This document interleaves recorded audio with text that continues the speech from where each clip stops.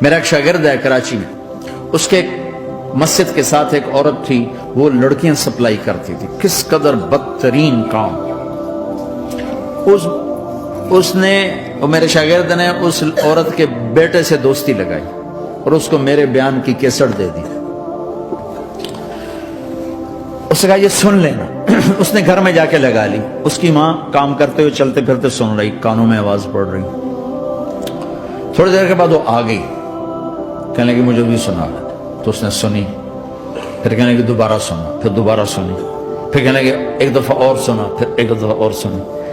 کہنے لگے یہ کون ہے؟ کہ پتہ نہیں کون ہے۔ کہ کس نے دی؟ کہ یہ مولوی صاحب جو مسجد کا اس نے دی۔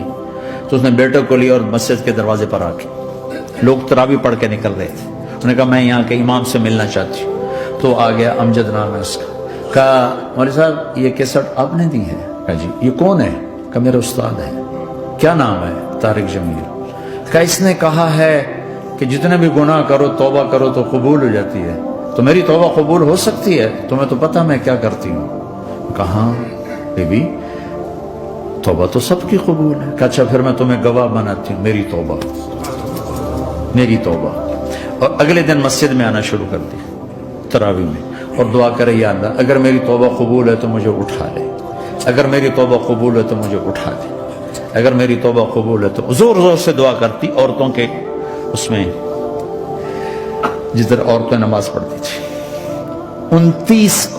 29 کی رات سجدے میں اللہ نے اس کو موت دی تھی۔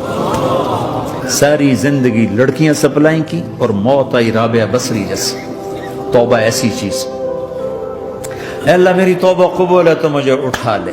29 کی رات سجدے میں اللہ نے اس کی روح کو قبض کیا۔